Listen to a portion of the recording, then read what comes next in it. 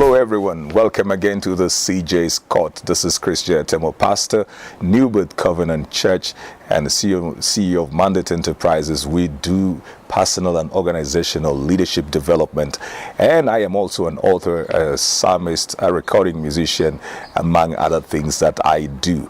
I know that you eager to just get what the word will be for us today, what you're going to share. Remember, we do transformation, inspiration, motivation, and empowerment. That's all that we do right over here. But again, hoping that you have subscribed to the YouTube channel, Chris J. Temo, so that you can get all the resource material that I keep on bringing out. So get on over there into YouTube and subscribe to the channel, Chris J. Temo, so that you can get everything else, not just the CJ's Court, but you will also get other resource material right there, including my music. Well, today I want to share with you something. In a day that everybody is trying to succeed and everybody's trying to make it, when everybody has the pressure, or rather most people are under pressure, especially the younger generation, people who are below 35, the pressure goes up. Also, there is peer pressure even for those who are in their 50s, but for greatly the people who are in their 20s to the 35, people who are called the millennials and the younger people, there is such pressure, especially because of how we are interconnected in the world. And so people will see a lot of things that are happening in social media.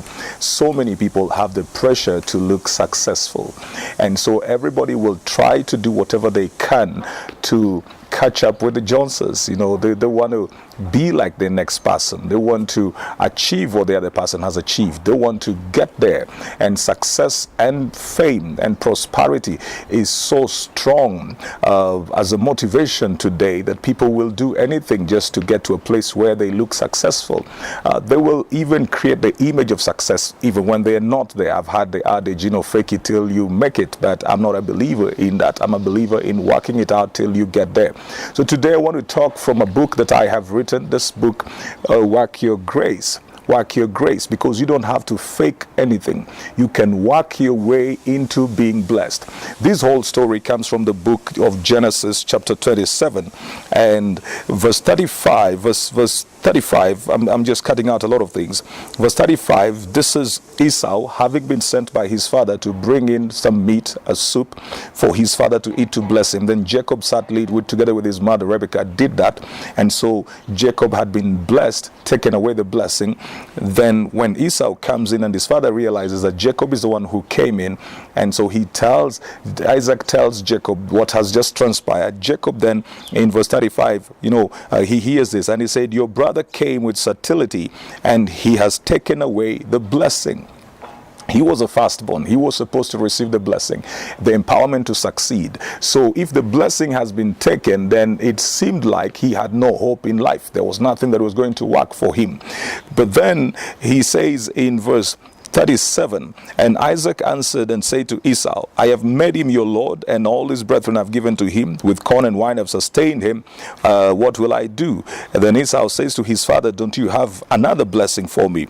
Then in verse 40, that's what I want to bring out. In verse 40, he says, by your sword you shall live and serve your brother. It shall come to pass when you shall have dominion, then you shall break his yoke. That word dominion there is that the day you will become restless, you shall break his yoke. So even though the blessing was taken away, his father told him, you are going to be his servant, but you have something that you can do about that. There is something you can do about that.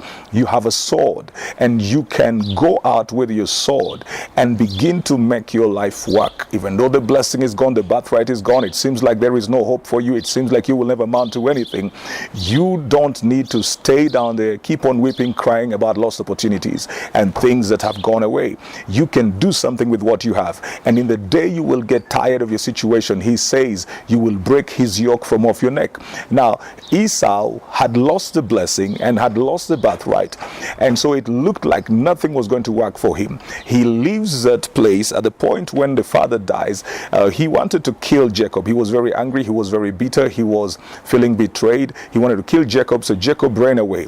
And from Genesis chapter 28, 29, 30, you only hear about the dealings dealings of Jacob. Even Genesis 31 and chapter 32, you only hear about Jacob. So Jacob, if I were to bring it into the contemporary situation, he's all over the place. He's on social media. He's posting. He's talking about his life, talking about his marriage, talking about his children, talking about his work. He's talking about everything. He has business cards. He's making contacts all over the place. It's Jacob, Jacob, Jacob, Jacob, Jacob. But then there is this man Esau who left this place with nothing. He was heartbroken, wounded. He is in pain, and then he goes out with the little word that his father spoke, which is, go with your sword you shall live, and in the day that you get tired, you will break out of that. You see, most of the time we don't break out of things because we're not tired of them.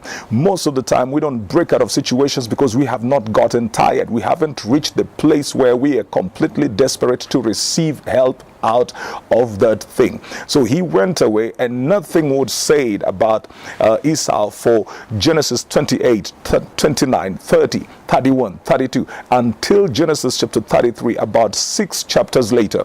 That is when Esau appears. And when he appears, Jacob was going towards him. When he realized he was going to meet his brother, Jacob was going towards him, and he sent people ahead of him with offerings to go and appease his brother Esau. When Esau came in, he said to his brother, he said to Jacob, what are all this for? He said, this is to win favor with my Lord. Now, remember, Jacob, even before they were born, the scripture had said that 2 nations would be in the womb of Rebekah, and that the younger would be greater than the older. So he was positionally in dominion. Then he took the birthright and the blessing. He was supposed to be in dominion. When he meets Esau in Genesis 33, he says Esau is the Lord. Yet his father had said, I have made him Lord over his brothers. Something had just switched over there.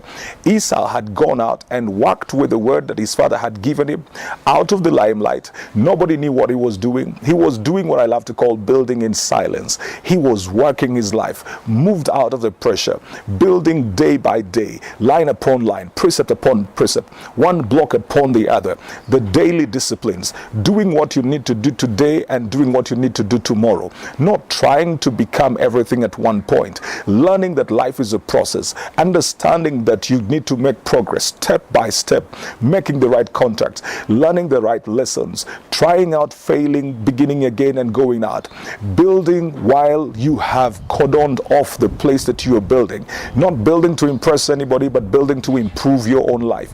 Too many people are not succeeding because they have too much pressure for them to allow themselves to go through process, and so they allow the pressure then to force them to try and use elevators to their destination when they could have been using the staircase and making progress that is absolutely undeniable. So Esau went out, took the little word, that's why I call it grace, took the little word because he was not even supposed to receive any word from his father then. He was not supposed to receive a blessing. Whatever he received then was by grace. He takes that little grace and begins to work it. When he comes back to Jacob in Genesis chapter 33, he had 400 workers, a company of 400 men. What did Jacob have instead? He only had his 2 wives and his sons.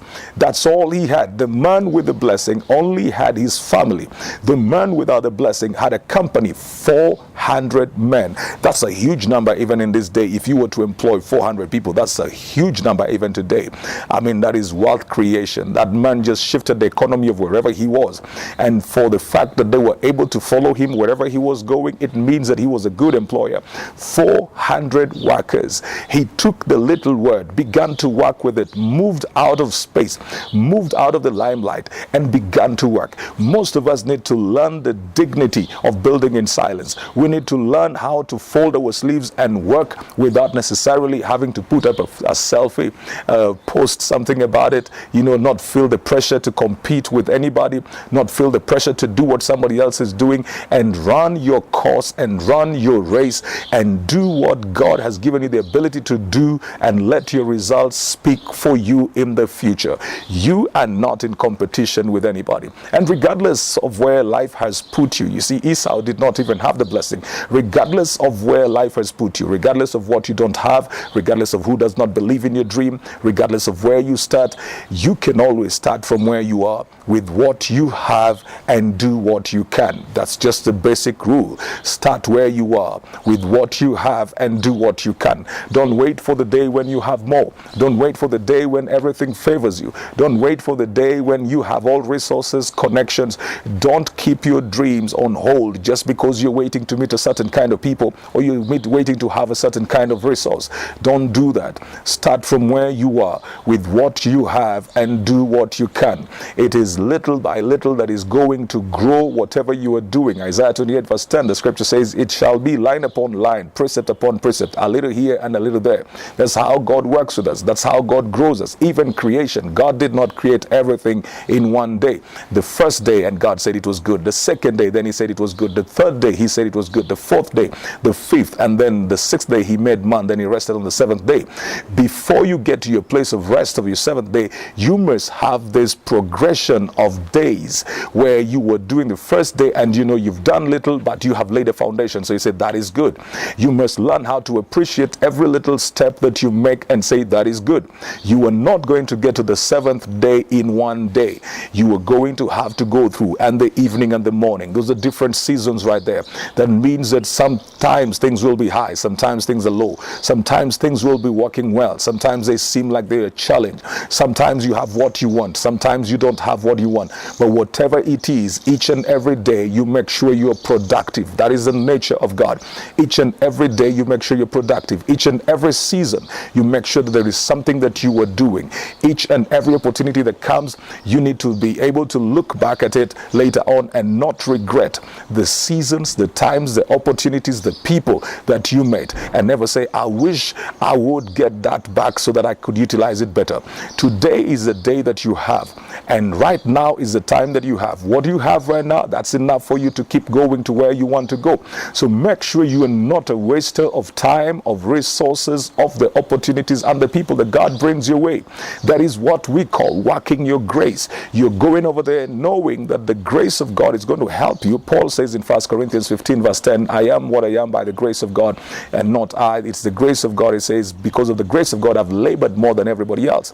So grace does not mean that we are lazy. Grace enables us, empowers us to work. It gives us acceleration. So you go out there and take the little that you have and you begin to do with it much, step by step. Eventually, it will speak out for you. I would love you to go out over there, get a copy of this book. You got to get the number for you to make an order of this book. It will be a blessing to you. No matter what you've gone through in life, you can rise and succeed and do something. So you get yourself the copy of Work Your Grace. You can get that by, texting or calling 0713 596 552 0713 596 552, and you would get yourself a copy of Work Your Grace or any other of my material that you would have. Remember again, subscribe to the YouTube channel and kindly share the CJ Scott. I hope it's been a blessing to you, bringing transformation, inspiration, motivation, and empowerment. Till the next time, see you.